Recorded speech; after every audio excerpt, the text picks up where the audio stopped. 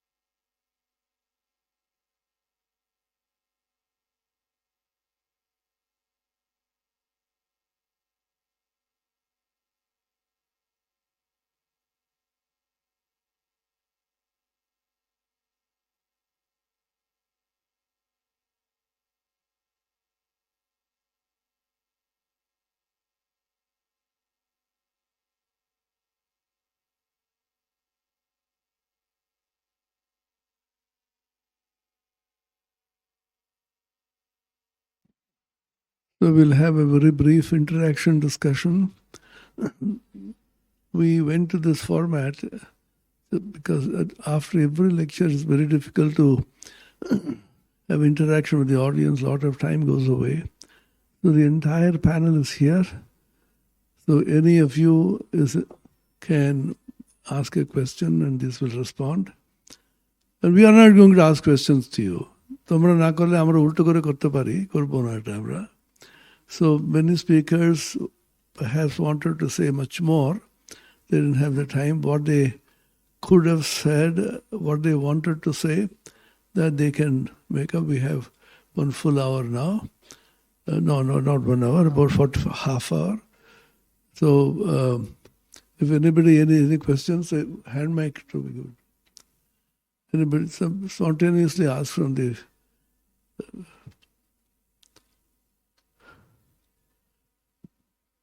So we had a lot of philosophical discussion, Buddhism, and is the professorial talk.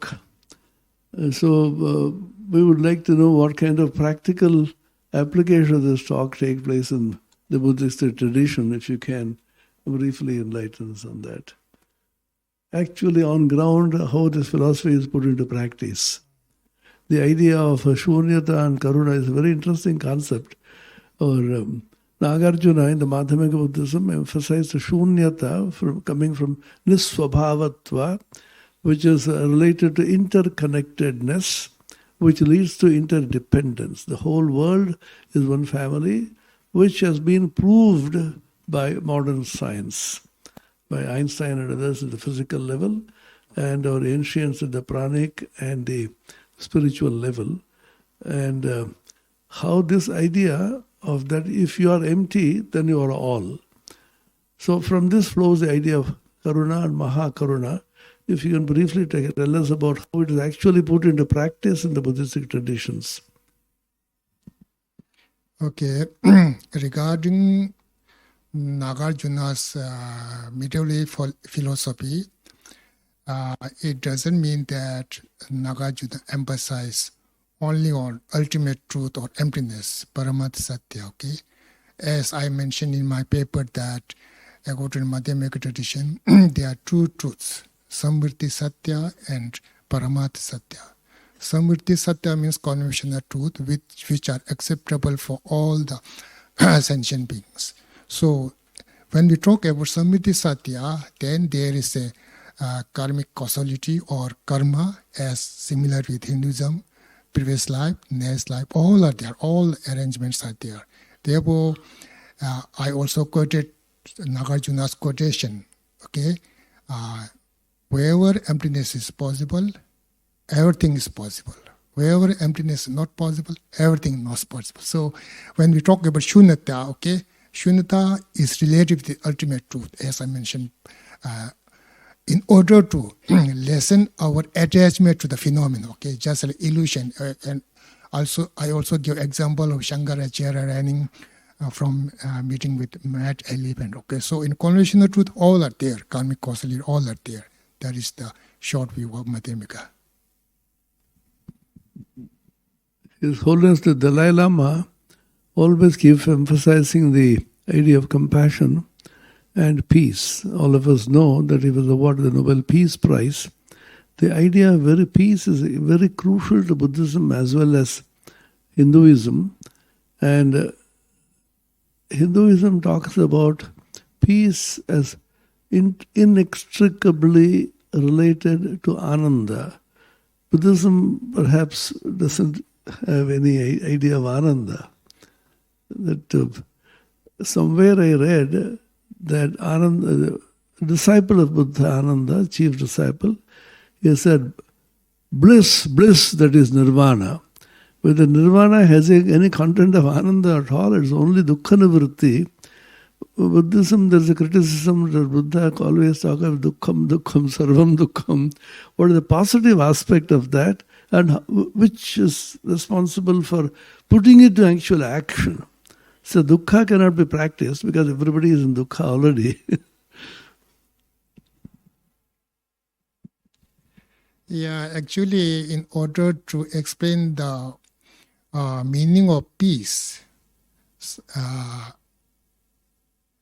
there is a Buddhist slogan, okay? In Tibetan we say, Tuje tamje midakwa, sakje tamje dungewa, chue tamje tonshitamewa, nyangile deva shewa, which means Tuje tamje midak.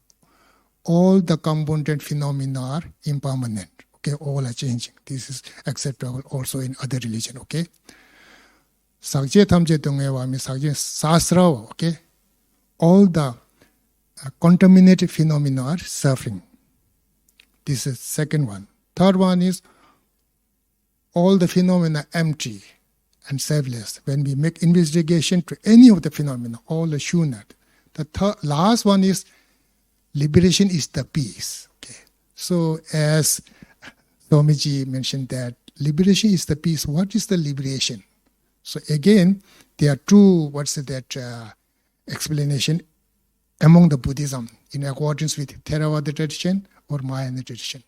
According to Theravada tradition, they say the quotation is like this. Sushi tsoa siwa ju tushe kashi tujeshi. Number 7 nu juba tendratine tungeta.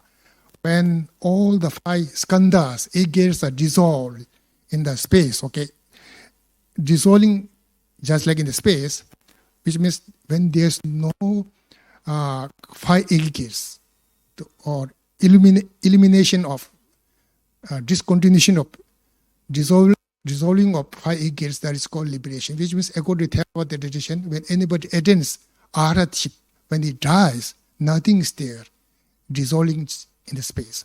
But according to Madhyamaka tradition, there's no tragible form, okay, Rupakaya, Dharmakaya, like that one, Sambhokaya, that one. So real Buddha is Dharmakaya, okay, Dharmakaya, natural body we say. We cannot, this is similar with, it depends on terminology, but it is similar with the other religion. Other religions means just like also in Hindu tradition, when I went in a seminar in Chennai, one Hindu Swamiji said that we all say there is God. Have you seen God? Nobody has seen God, but still there is God. He pointed out, have you seen God? Have you seen? No, nobody has seen God. But still there is God, he said. In the same manner, according to Buddhism, we really call Buddha to Dharmakaya. So Dharmakaya means we cannot find. Okay. Because Lord Buddha mentioned in this one sutra, the quotation is like this. Khanda nga la susoto, khanda nga la dar shewa, logwe lamdu shubha de kiwo theta nga midongs. Which means that if anybody sees me as a form, if anybody hears me, they are not seeing me. Okay? They are in a wrong way, perverted way. Which means when we try to point out which is the real Buddha, we cannot find. So it is similar with God and so forth. Okay? When we try to God, as I mentioned here, nobody has seen God, but still He is there. So in the same manner, nobody has seen Dharmakaya, but still Buddha is there. In the same manner, another religion, okay, especially, when I discussed with some Muslim, they said, Allah kisne dekha, sirf yagin karne ka cheez hai. Nobody has seen Allah, but we all trust, okay? In the same manner, why Guru also possible. I am not expert in Sikhism, okay, why Guru Kripa, we say why Guru Kripa. Anybody see why Guru, like that one. So, regarding the liberation, okay, similarity is there regarding, okay. But according to my tradition, because of practicing Bodhisattva's path, okay, for three asangya, when I talk with my PhD guide, Professor Kameshwaran Mishra, okay, very great scholar, and when I write in, and he checks, now he is no more, okay, he checks and he asks me, this is contradiction. You said 3 asangya kalpa, 3 countless year. First time you said 3, later on you said countless. These two are contradictory. Then I said, no, here countless doesn't mean that no number. 60 digit is called countless. 1, then 59, 0. So if anybody accumulates merit and spontaneous wisdom for 3 countless years, then that becomes Buddha, okay? So in the Bodhisattva path, in the Bodhisattva leg, because of having prayer, may I benefit for all the sentient beings, then when Buddha enters in Dharmakaya, still works are going on there. That is my short explanation. So the Jain scholar, please. No, you be on the stage. No, you have to represent a religion. So, তোমাদের একটা প্রশ্ন করেছিলাম কালকে, কেউ ভেবে এসছো? এই মাইকটা দাও। বাংলাতে বলতে পারো, সংস্কৃতে বলতে পারো। সংস্কৃত ভাষায় উদ্দেশ্যে You can speak in Sanskrit just for the flavor of it. कारयामि किन्तु मम तु नूतन एव अतः समस्या भवितुम् अर्हति अतः अस्तु बङ्गभाषायां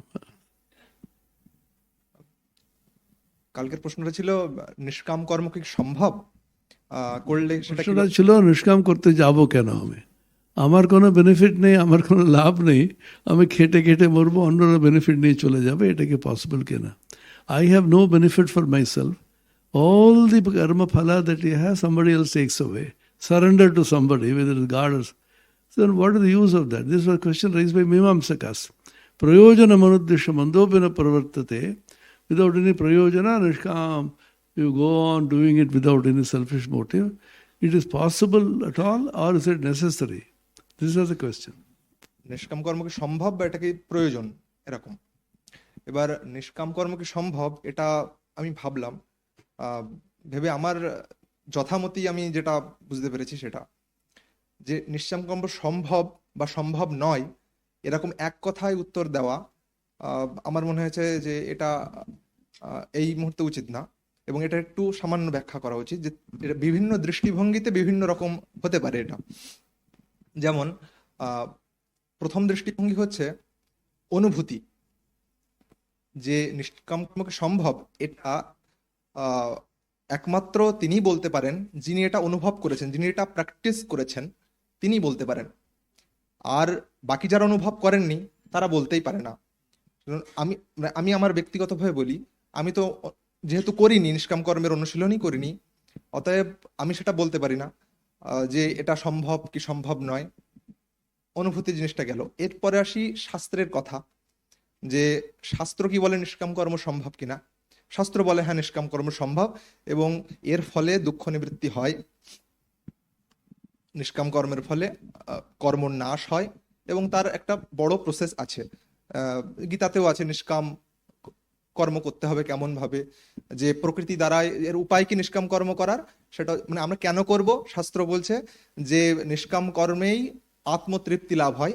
আমাদের সাংসারিক যে সকাম কর্ম সেটা আমাদের সম্পূর্ণ তৃপ্তি দিতে পারে না, অতএব আমরা নিষ্কাম কর্ম করব। এবং তার প্রসেস কি, তার প্রসেসও আছে, যে কিভাবে যে সমস্ত কিছু প্রকৃতি থেকেই, প্রকৃতির গুণ থেকেই যেহেতু হচ্ছে, আমার সেখানে কর্তৃত্ব নেই, অতএব প্রকৃতি সবকিছু করছে, এই ভাব ধারণা করে প্র্যাকটিসের মাধ্যমে নিষ্কাম কর্ম করা সম্ভব। এটা শাস্ত্রের দৃষ্টিতে গেল। এর পরের যে বিষয় সেটা হচ্ছে আমার কি মনে হয়, শাস্ত্র আলোচনা করে এবং মহাপুরুষদের কিছু কিছু শুনে আমার বুদ্ধিতে কি মনে হয়েছে যে নিষ্কাম কর্ম করা সম্ভব কি সম্ভব নয় বা কেন করব। সেটা হচ্ছে নিষ্কাম কর্ম তার পক্ষেই সম্ভব সম্পূর্ণরূপে করা যিনি ব্রহ্মভূত হয়েছেন, যিনি একেবারে ব্রহ্মের সাথে মিশে গেছেন বা ব্রহ্মস্বরূপ হয়েছেন, তার পক্ষেই একমাত্র নিষ্কাম কর্ম করা সম্ভব। বাকি আমরা যারা আছি তাহলে এদের পক্ষে কি নিষ্কাম কর্ম করা সম্ভব নয়? একেবারে শুদ্ধ নিষ্কাম হওয়া আমাদের পক্ষে সম্ভব নয়। শুদ্ধ নিষ্কাম হওয়া বলতে মনে কোনো কামনাই থাকলো না। যখনই মনে কোনো কামনা থাকবে না তখন আমি ব্রহ্মস্বরূপ হয়ে যাব। আর আমরা সেই ব্রহ্মস্বরূপ যতদিন না পর্যন্ত হব, তাহলে আমরা সেই অবধি নিষ্কাম সম্পূর্ণরূপে হতে পারবো না। তাহলে শাস্ত্রাদিতে নিষ্কাম কর্মের এগুলো কেন বলা হয়েছে? এগুলো আপাতত দৃষ্টিতে সেই রকম ভাব হয়ে যাওয়ার যে বিষয়টা, যে আমি ব্রহ্মস্বরূপ হতে যে প্রসেসটা, সেই চেষ্টা করার যে সেইটাকে আপাতত ভাবে। যেমন আমরা যখন আমাদের বিদ্যার্থীব্রত হয়েছিল, ওখানে একটা সাধ্যম যতিষ্যে, যথাযথভাবে আমি চেষ্টা করব, আমি নিষ্কাম হওয়ার চেষ্টা করব। ঠিক সেরকম ভাবেই চেষ্টা করে যেতে হবে, এবং বাকিটা ঈশ্বরের কৃপায়, তিনি যদি চান তাহলে আমরা সম্পূর্ণ নিষ্কাম হতে পারবো। নমস্কার। Thank you. So the question which we raised, এই তোমার নাম আর এটা বলে দাও ক্লাসটা। আমার নাম চন্দন ভদ্র, আমি MA ফার্স্ট ইয়ারে আছি, সংস্কৃতে পিজিতে। ও প্রথম বছরে আছো তুমি। So the question which we raised was whether Nishkama karma is possible at all, and why should we do it? Because I have no benefit. And even if you do give it to God, Ishvara, I don't know who is God, that fellow is taking away all my punya phala. So Mimamsikas raised this question. He thought about it carefully, and the very interesting thing which he said was, whether it is necessary, I asked him. And he says, only a person who has felt the joy of it will be able to say. It's a very important point which he made. If you have somebody who has not felt the joy of Nishkama karma, he will never feel that it is possible or it is necessary at all. And then from the point of Shastra, from the point of scriptures also, he says, scripture is repeatedly said, it has to be in Bhagavad Gita, etc. And only a person who has completely realized God, realized Brahman, for him all the vasanas, all the desires have gone away, such a person go to total Nishkama karma. And for the others who are doing it, that will be only an attempt at Nishkama karma, as much as possible. Is quoting a beautiful verse from a Vidyarthi Vrata which we practice, Yatha sadhyam mitishye. As much as possible, I will try. So this is what, thank you for this insight. Thank you so much. So now about the Jainism and Buddhism together. So Paramita can enlighten on that. So Buddhism has a particular stand. Both of them, interestingly, are Nastika dharmas. Nastika means they don't believe in the Vedas. And without the idea of Atman, without the idea of God, a religion was established. But Mahakaruna in Buddhism and Ahimsa is a fundamental doctrine in Jainism. So how they overlap and what are the points of difference and convergence with Hinduism?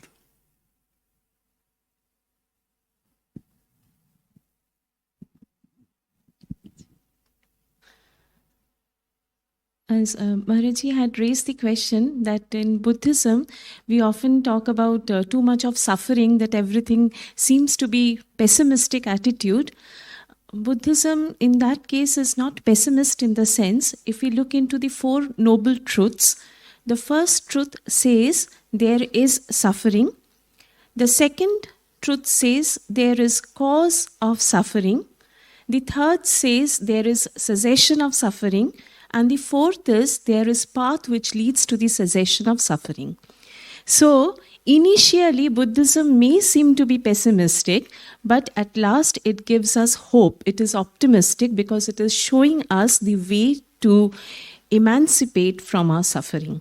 So that is the dependent origination, as we were discussing last day, of the Pratitya Samutpada, that everything in Buddhism, it looks upon everything as a causal origination, and from that causal origination ultimately arises the naturelessness of an object. This is so because when we actually look into any object as having a conditional state of existence, then we cannot actually explain what that object is. Because in trying to investigate that nature of the object, that object has been created by some other condition. Similarly, the condition that has led to the origination of this object also has some condition beforehand. So in this process, we actually go through an array of conditions, all contributing to the origination of that particular object. So in that sense, we cannot say what that object is, because in that sense, the whole of the cosmos is included in it. So nothing exactly can be said to have its own nature. So emptiness or nisvabhavata is not actually void in that sense, as Maharaji was also explaining. In Vedanta, it is purnata, because it includes everything. And emptiness in Buddhism is shown in the sense that it is interrelated, and therefore when it is interrelated or dependent state of existence, everything is connected. So this is how I connect with the suffering of the other. I no more look at the suffering of the other as something alienated from myself or different from me. I relate, and more this greater cosmic vision dawns upon my mind. I get a greater glimpse of the horizon which was not open to me. So this is how compassion flows out of this very idea of nisvabhavata. And in Jainism also, the very idea is ahimsa paramo dharma, very subtle, and they practice this in such a way that it is not limited to any particular living being, I mean human beings, but also the Pancha Mahabhuta also has got life, consciousness. In Jiva Vichara Prakaranam, there is explanation of the different beings. Even Pancha Mahabhuta, there is also distinction of the different beings like earth, bodied beings, fire-bodied beings, water-bodied beings, and what instruments do harm them, and we should abstain from harming or killing animals. So sensitivity is to such a position, and this is how this actually happens when the basic philosophy of relatedness. I relate with the entire whole, a related total field image. So this is how we can relate Buddhism, Jainism, and fundamental idea of oneness in Hinduism. Thank you.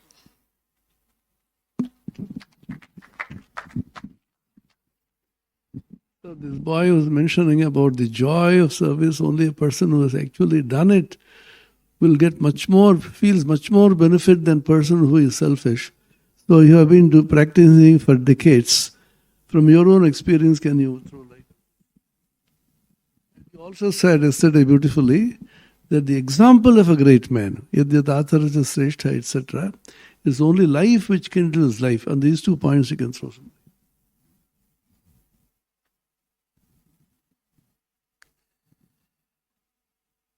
It is the sense of doership and enjoyership, kartrutva and bhoktutva, which bind us to the samsara. In the Ashtavakra Gita,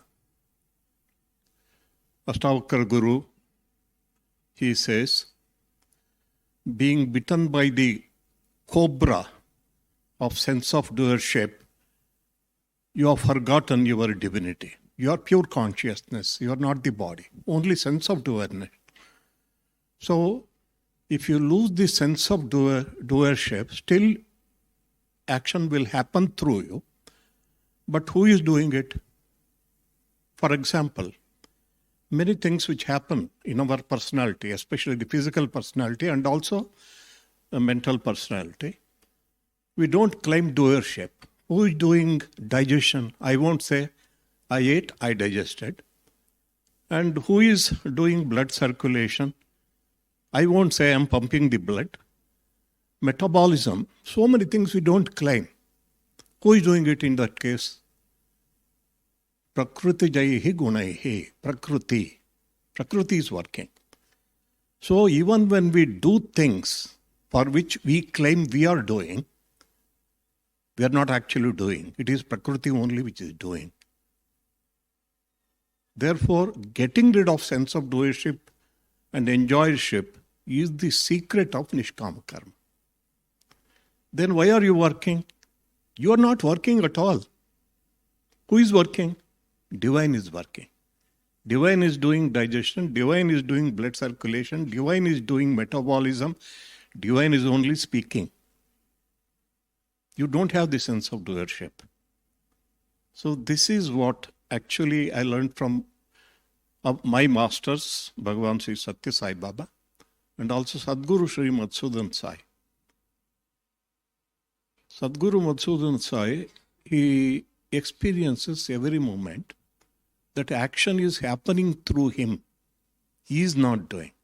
So there are people who have attained the zenith of spiritual experience, as Swamiji said, they are always blissful. They are always peaceful. This is what happens when you let God work through you. Let go, let God. That is the secret. Let go. You are not doing what is that we are capable of doing. Because for our breathing also we depend on the divine every moment. Am I breathing? I don't claim breathing is happening because of me. For everything we depend on God. Why should we not depend on God for all the actions that happen through this personality? See, that is the answer. I think that Ashtavakra Guru has given the right answer. And when you lose the sense of doership, naturally you experience that you are divine. You are only witness to what is happening. That's what I would like to. Thank you. Thank you. Swami Vivekananda was very fond of Sikhistic poems. That Vah Guru Ke Fateh, he used to quote it very often in his letters. So last, you ended your talk by saying some kind of viratva, some kind of heroism in religion, religious practice. And Swami Vivekananda also said, Hindus are too mild. And he said, I want Hinduism to be aggressive. He talked about aggressive Hinduism. Perhaps that idea has percolated to Sikhism in some way. Can you just throw a light on how Viratva and religious practice of calmness and steadiness and love for all? See, we can't have love as well as have this heroic attitude. Sri Ramakrishna used to talk, Swami Vivekananda talked about Hanuman. Hanuman was such a great devotee of Rama. He was so humble, so simple. But in the Ravana Sabha, he was a great hero. He burnt the whole of Lanka and came away. So the Viratva ideal, the idea of heroism comes from dependence of God. I am a child of God and therefore I have nothing to fear, and that fearlessness comes to you. So just throw some light on this. But because Sikhs are very famous for this. Actually, I'll relate back to the Mool Mantra that this Mool Mantra, Ik Oankar Satnam Karta Purkh Nirpau Nirvair Akal Murt Ajuni Sapang Gur Prasad. So one thing related to this idea of Nishkamta and oneness. Sometimes in my mind I feel Ik Oankar, that I belong really to this oneness that is infinite and vast. And then within me has been placed this ahankar. So I have this self-identity, like a car is like a ram car as well, like a circle around myself, and then this infinite circle. And in a way, when you on this river of life, there is this divine will, I suppose. You can't control it, but we are on our boat. We can maneuver. So we have our own, like you have a parent and then you have a child and the child has its own will. Similarly, we have our own wills in that way. And how you balance having enough of rootedness in yourself, to survive, to fulfill responsibilities, but your vision is always expansive. And the more expansive you become, and you start to feel this joy of connection, because the connection is the thing that is feeding you your core as well. And then slowly, it's like with any practice, I feel. Sometimes you need some effort, and giving is not always easy. But then you start to, I think it's going through levels, and we are all on our journeys. I'm on my own journey with this. And I suppose the true, like a Jivan Mukta, is person who is connected to this Ik Oankar and can experience this Nishkamta. And with this Mool Mantra, we have Nirpau, Nirvair. So this is time of Guru Nanak, long before the Khalsa initiation, and Nirpau, Nirvair, to live without fear, without hate. And even I think in modern science about the mind, we know the brain is wired for our survival. So the brain always sees danger. It wants to protect you, protect this self. So it's playing its role, and its fear signals, hate signals are part of its role. But when we're trapped by that, then we are reduced as human beings. We just live in fear, hate, hostility. Our gut instinct are around these impulses. So this is what I also feel, this path of Nirpau, Nirvair, is also in the interfaith world of diversity.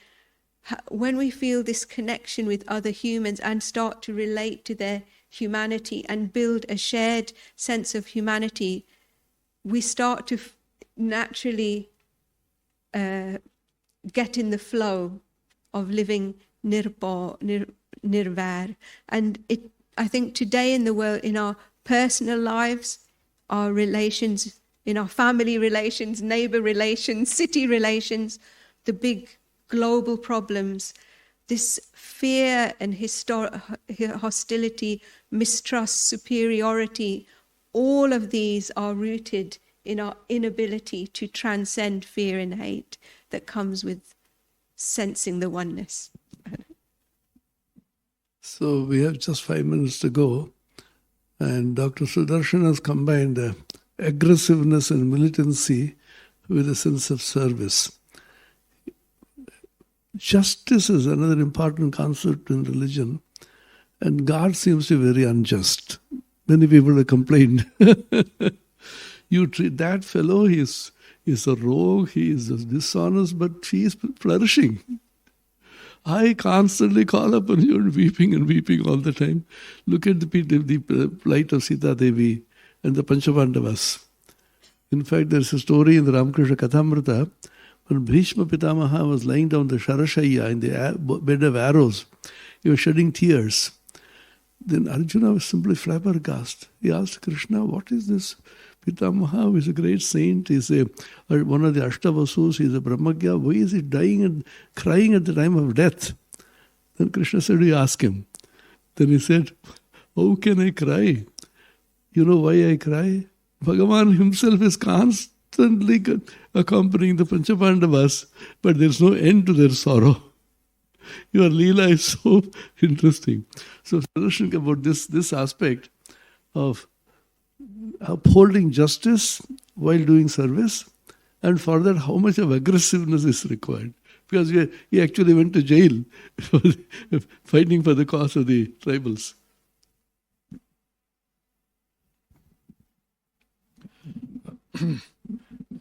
Actually, in my own life, I followed the Marxist thesis, antithesis, and then synthesis. So Hello? Huh? Hegelian, yeah. A Marxist also believed in dialect. Yeah. So I had to take the side of the tribals and then confront the people who were exploiting and then bring in harmony. But now, looking back, it's we need this type of identification with the tribals, the oppressed people, and take sides with them and fight the exploiters. So that aggressiveness is very much needed. But what we need to do is that it is not a continuum of this conflict forever. We should resolve. The synthesis should happen very soon. And that is possible. And in synthesis is the peace. Synthesis is the harmony. So we can establish a harmony. I call it dynamic equilibrium. There's too much of giving and taking from one side. Then we establish the harmony. Then the peace automatically comes. That peace is called Ritha. Ritha in the Vedic period is establishing harmony with the society, Ritham.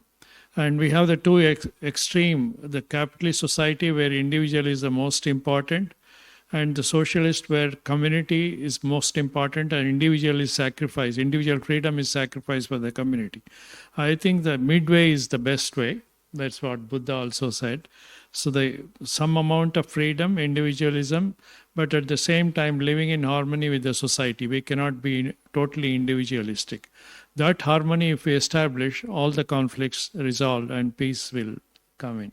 But while having the conflict, you have to be aggressive. I have fought, I had a lot of courage to fight, and the system, especially the corruption, it was heartbreaking. Actually, I have to tell you why I got into Lokayukta. One of our tribal patients was 24 years old. He was sent to Mysore Medical College for an operation from BR Hills. That day, so they took him to the operation theater, asked for money. He didn't have, so he was sent back. Same thing happened late in the early morning. Again, no money. And the patient, 24 years old person with intestinal obstruction, is a emergency surgery. He would have been saved very easily.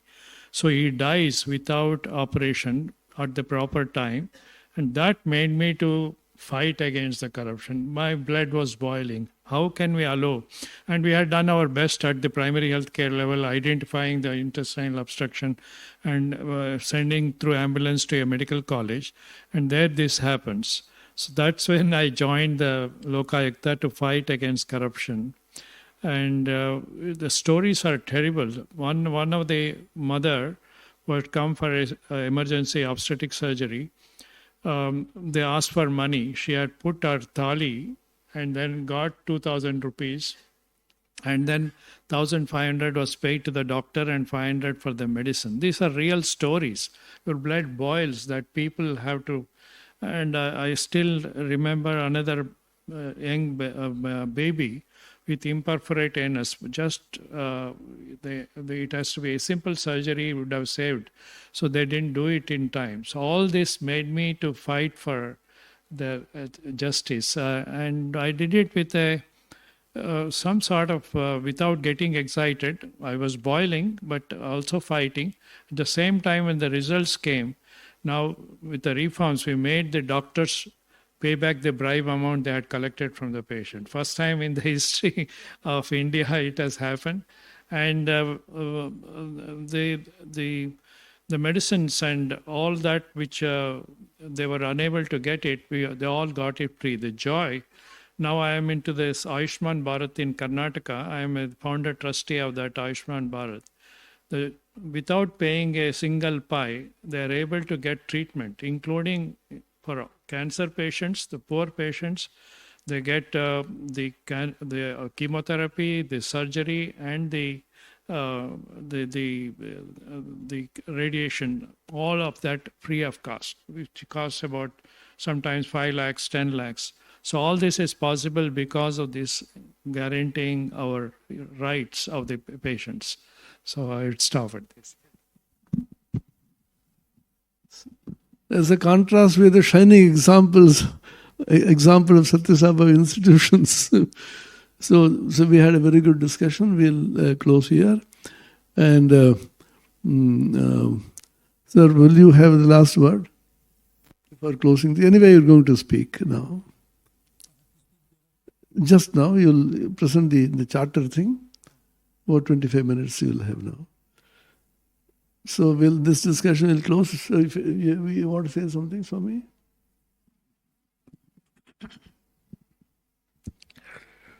The question, the scholars, they're saying about Nishkamkom, Ramakrishna Mission and Bharat Sevacham Sangha have a lot of relief activities in the time of flood, famine, any kinds of. We don't have any interest. This is also one kind of Nishkam, but aggressiveness. On a scholar is saying aggressiveness. But aggressiveness required sometimes.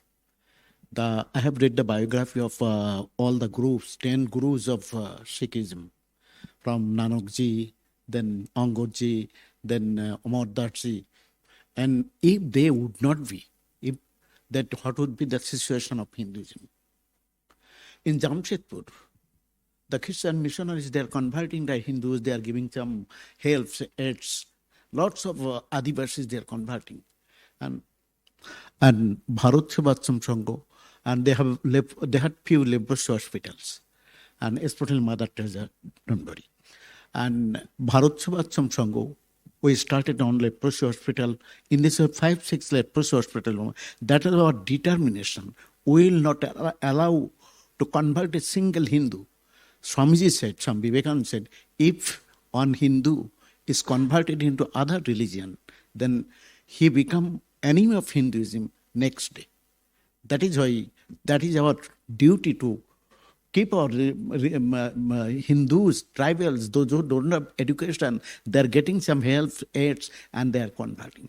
That is why Bharat Sevacham Sangha is we are working interior areas, tribal people, we are giving them jobs, we are giving them education. To have about 10,000 tribal children, free education we are giving to save our religion, to save Hinduism. That is why Bharat Sevacham Sangha is working. Thank you, Swamiji. There's a question yesterday about the Shirdi Sai Baba and Satya Sai Baba, Narasimhamurthy. That's it, please.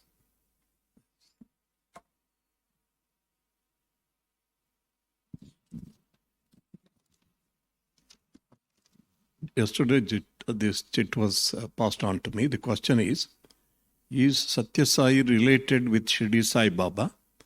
Because Sai is the common word in their name. Very simple 2 sentences. Bhagavan Sri Satya Sai Baba, at the age of 14 years, when he proclaimed to the world his mission, he said that, I am Shirdi Sai Baba, come again.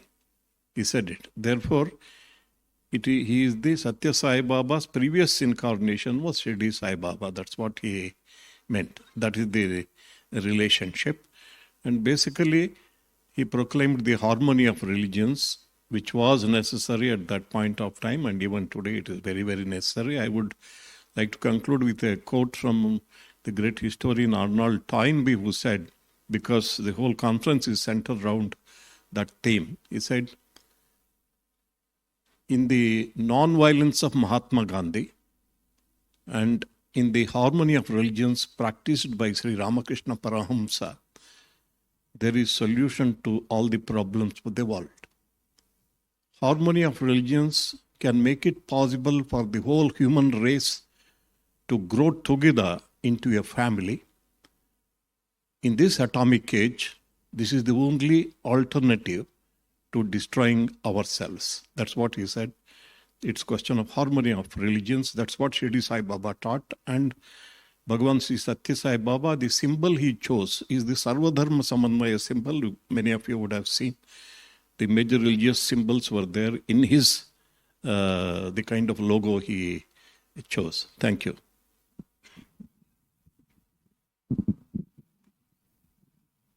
So to end this 2-day deliberation, Dr. P.G. Dharchakravarti will now present Indian Humanitarian Philosophy Charter and explain how it can add value to and enrich the global humanitarian charter. We are officially adopting this Indian Humanitarian Philosophy Charter, which will now be presented by Dr. Chakravarti. Yes, you can few slides, yes.